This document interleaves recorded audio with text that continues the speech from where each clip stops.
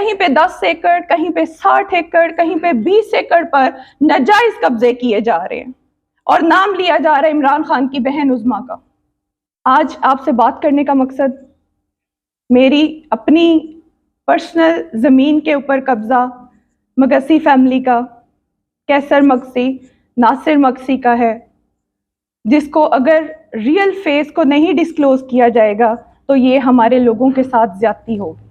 बहुत सारी ambiguities create की जा रही हैं कि शायद ये उज़्मा खान के वजह से ये सारे मामलात हो रहे हैं। This is totally my personal matter. मैं इसको पॉलिटिकल इशू नहीं बनाना चाहती, ये मेरा भी पर्सनल मैटर है और चुबारा में रहने वाले हर इंसान का पर्सनल मैटर है। और जस्टिस की वॉइस को स्नब करना ये आप सबके भी उसूलों के खिलाफ है और मेरे भी उसूल के खिलाफ है। फ्यू डेज बिफोर मैं अपनी लैंड पे, जो कि 45 एकड़ की ज़मीन है हमारी चुबारा में, मैं चूँकि वहाँ की ज़िम्मेदार हूँ, मेरी 65 एकड़ उसके साथ और भी जगह है जहाँ पे हमारा सारा कल्टीवेशन का प्रोसेस होता है। तो मैं 45 एकड़ पर जब अपनी ज़मीन पे काश्त करवा रही थी तो उस टाइम पे शाम के टाइम नासिर मगसी, कैसर मगसी के लोग with the full support of police, they were over there with the weapons. उन्होंने मुझे थ्रेट किया कि आप इस ज़मीन से निकल जाओ। और अफसोस की बात तो ये है कि रेवेन्यू के 2 लोग भी वहाँ मौजूद थे।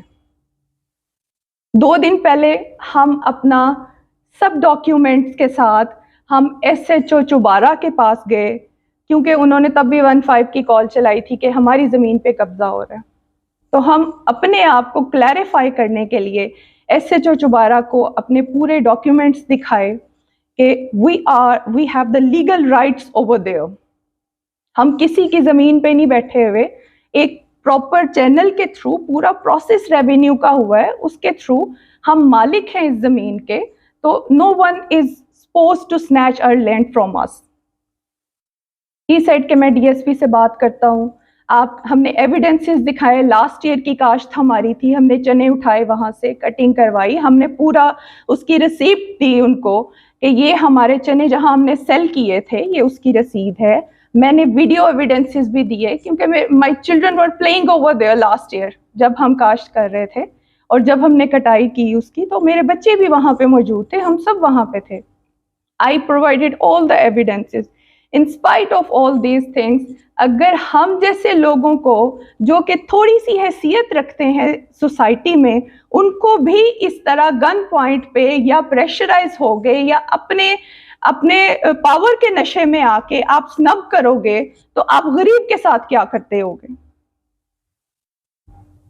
ये मेरे भाई जफर असर, मैंने इनसे ज़मीन खरीद की थी। मेरे हस्बैंड ने, चौधरी इनामुल हक, वो वाहिद बंदे हैं जो जब टिकट लेने गए थे तो उनके ऊपर 43 FIRs थी। और वो 43 FIRs कोई हमारा पर्सनल नहीं था फॉल्ट उसमें, या हम कोई क्रिमिनल्स नहीं थे जो 43 FIRs को हमने अपने गले का हार बनाया। वो हम गरीब की मदद के इवज़ ही हमें वो दी गई थी। जब उस टाइम के हुक्मरान काम नहीं कर रहे थे तो हमने, मेरे हस्बैंड ने अपनी पॉकेट से वहां पर ट्रांसफार्मर्स लगवाए। 35 साल से जहां पे बिजली नहीं थी वो प्रोवाइड की अपनी पॉकेट से। उसके इवज हमें ये दिया गया। After the death of my husband, it's more than 1 year, उसके बाद जब मैंने, because I am a mother, तो being a mother I am responsible for everything. मुझे अपने बच्चों का लुक आफ्टर भी करना है। मैं एक पॉलिटिशियन हूं तो सबसे पहले मैं एक माँ हूं। तो अगर मैं अपने बच्चों की हिफाजत नई चीजों की कर सकती तो मैं लोगों को जस्टिस कैसे दिलाऊंगी। तो हमारी जमीन के ऊपर कब्जा किया गया, कोशिश की गई कब्जा करने की, और बहुत सारे और भी एविडेंसेस आपको प्रोवाइड किए जाएंगे जिसमें ये प्रूफ मिलता है कि कहीं पे 10 एकड़, कहीं पे 60 एकड़, कहीं पे 20 एकड़ पर नाजायज कब्जे किए जा रहे हैं और नाम लिया जा रहा है इमरान खान की बहन उज़्मा का। मैं फिर से कह रही हूँ, I am not talking about the political victimisation.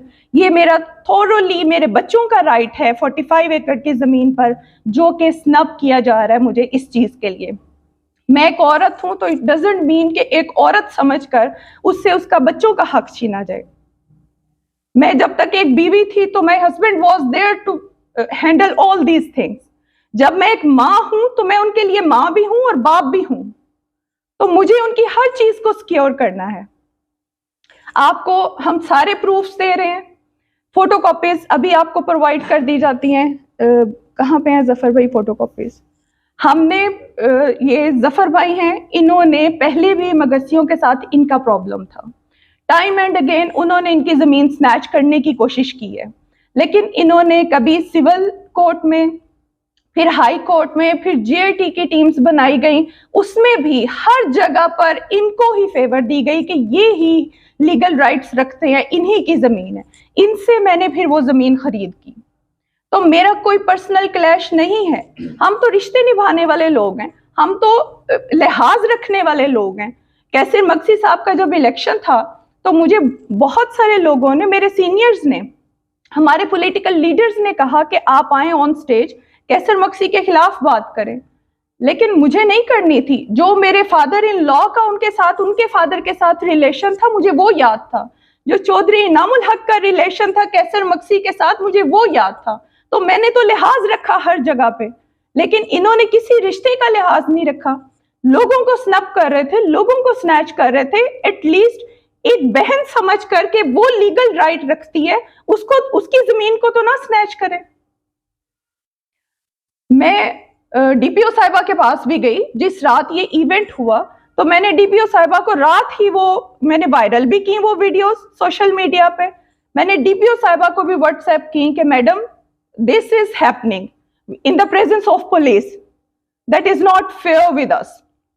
तो डीपीओ साहिबा ने कहा कि मैं इसमें रेवेन्यू डिपार्टमेंट खड़ा हुआ है, मैं इसमें इंटरफेयर नहीं कर सकती, हम उनको प्रोटेक्शन देने के लिए खड़े हुए हैं। देखिए, रेवेन्यू के भी कुछ एसओपीस हैं। आप प्रोटेक्शन किस चीज का दे रहे हैं? पुलिस किस चीज का प्रोटेक्शन दे रही थी उस टाइम पे?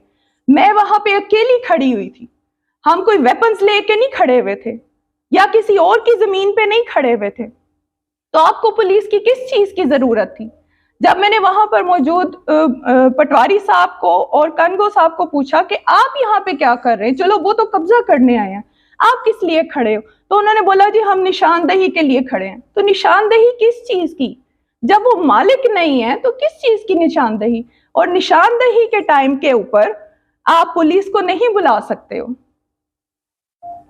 बाकी जो केसेस इन्होंने कंटेस्ट किए मक्सी साहिबान के खिलाफ और विन किए वो केसेस ऑन एवरी प्लेटफॉर्म, उसकी डिटेल जफर भाई आपको बताते हैं।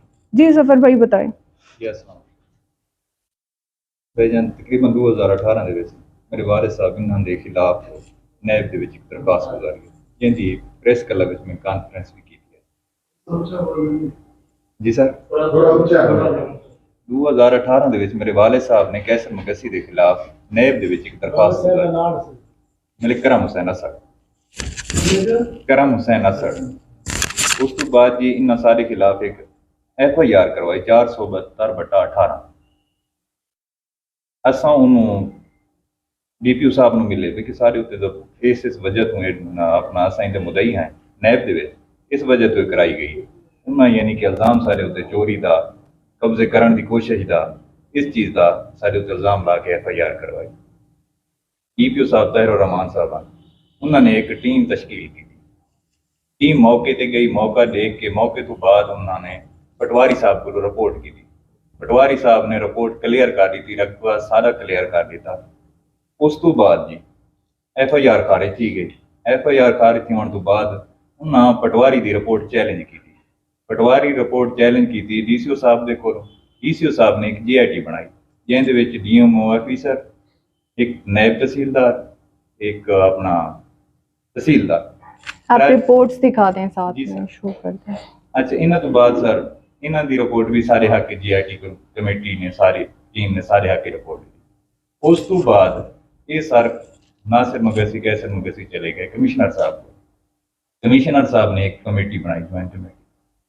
उस कमेटी ने आते मौके के उत्ते कमेटी के एक EDCR, एक अजफर ज़िया साहब आया, इतने DCO भी आए गए, पहले उत्थे डिप्टी कमिश्नर हाँ वो भी मौके पर आए। AC अपना काशिफ निवाज लैया वो भी मौके पर गए। इन्होंने भी रिपोर्ट सारे हक दे दी। उनमें मैं सारे डॉक्यूमेंट्स भी देना। उस तो बाद वो रिपोर्ट भी सारे हके जा गई। ये पार्टी लगी गई 7803 ने एक रिट की थी हाई कोर्ट पिटीशन दायर की, वो भी डिसमिस हो गई। उन्हें डिसमिस कर दी थी कि सिविल सूट कर सकते हो, इन कब्जे की कोई मुदाखलत नहीं करेगा। रकबा है किस जगह? जी ये मौजा नवा कोर्ट मौजा नवा कोर्ट जी खोखनियाल से मौजा नवा कोर्ट तहसील से 12 जिले। सही। अच्छा उस तो बाद जी इन्होंने आके सिविल कोर्ट च एक स्टे किया। स्टे की असं पैरवी की, स्टे भी खारिज हो गया। स्टे तो बाद इन्हें 145 की कार्रवाई की थी, 145 जवाब पे वो भी खारिज हो गई। उस तो बाद 2021 ਦੇ ਵਿੱਚ असां भाई इनाम ਨੂੰ रकबा सेल कर दिता। सारे असां ये आपने क्लियर करके असां क्योंकि 2010 ਦੇ ਵਿੱਚ रकबा खरीद कीता है, जै बंदे को असां खरीद कीता है उनके वाले साहब की कबर भी मौके पर मौजूद है। उस तो बाद असां मकान पे अपना बोर लाया, खाला बनाया, सब सारियां रसीदां सारे कोल हैं। उस तो बाद 2021 ਦੇ ਵਿੱਚ असां भाई इनाम ਨੂੰ सेल कर दिता। कुछ दिहाड़ियां बाद या कुछ महीने बाद भाई इनाम वफात पा गए। असां बाजी ਨੂੰ मिले, बाजी आखा जो भाई थोड़े फैसला कर गए चौधरी नामो लाख मैं इंशाल्लाह तोड़ चढ़े। उस तो बाद भाभी और इना साम कब्जा संभाल लेता। 2021 वाली भी फसल इन्ना चाहिए ते हुण भी काश्त ये करेंदे पे साडा असां तेन क्लियर करके दे। ਹੁਣ ਦੱਸੋ ਨਾ ਵੀ ਹੁਣ ਉਹ ਕਿਹੜੀ ਬੁਨਿਆਦ ਦੇ ਉੱਤੇ ਉਹ ਆਇਨ ਜਾਂ ਕਬਜ਼ੇ ਦੀ ਕੋਸ਼ਿਸ਼ ਕਰ ਰਹੇ ਨੇ? ਹੁਣ ਕਿਹੜਾ ਐਸਾ ਕਾਗਜ਼ ਨੂੰ भेजना जाने तो क्लेम करा दी सारी ताज़ा तरीन को कोई उनके पास ऑर्डर नहीं है, कोई प्रूफ नहीं है उनके पास, कोई केस नहीं है, कुछ भी नहीं है, हर चीज क्लियर है। क्योंकि मैं कोई भी ऐसी लैंड नहीं ले सकती थी जो प्रॉब्लम वाली हो या जिसमें कुछ क्लैरिटी ना हो। मुझे नए प्रॉब्लम्स में नहीं फंसना, मैं तो अपने रेवेन्यू के मैटर्स को सॉर्ट आउट कर रही हूँ, उलझनों में कोई भी नहीं पड़ना चाहता। तो द लैंड वॉज क्लियर, कुछ भी उनके पास बेस नहीं है, कोई पेपर नहीं है, कुछ भी नहीं है। वो सिर्फ उधर आके खड़े हो गए हैं। ट्रैक्टर्स, हमारी नालियां फिरी हुई थी, हल चल रहे थे, हर काम हमारा कंप्लीट थी काश्त। जिस टाइम पे शाम के टाइम पे ये भी अपने हल लेके तो वहां पे पहुंच गए। किस तारीख का बात है? ये 23 था, क्या तारीख क्या थी? मैडम रेवेन्यू वाले जो निशानदेही के लिए गए हैं जी किसी कब पे गए होंगे ना?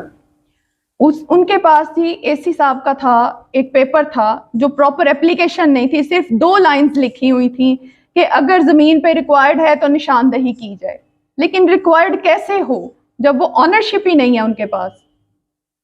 जो ऑनरशिप थी, जो ऑनर्स थे, उनसे तो इन्होंने खरीद की और ऑनर की कब्र भी उस जमीन में मौजूद है। उधर कमरे इन्होंने बनाए, उन्होंने नलका इन्होंने लगवाया। और सबसे बड़ी बात है कि लास्ट ईयर की काश्त भी तो हमारी है, जिसके सारे एविडेंसेस हमने दिए कि अगर कहीं डाउट्स भी हैं तो हम सारे एविडेंसेस आपको देते हैं। जिसकी खबर है क्या नाम है उनका? मेहदी हसन ये है कितना? मोहम्मद 45 एकड़। मोहम्मद शफी असा मेहदी हसन को खरीद कीता है उनके बेटे को ते इंदे वालिद हाजी शफी मोहम्मद की कब्र मौके पे मौजूद। 826 मेहदी हसन वाज हाजी मोहम्मद शफी। जी जी शफी की कब्र मौके पे मौजूद है। मेहदी हसन को असा खरीद कीता। ये डायरेक्ट इन्हां दा इंडिया तो क्लेम आए कि उन्होंने अलर्ट भी थे तो उन्होंने उस वेले आबाद कीता।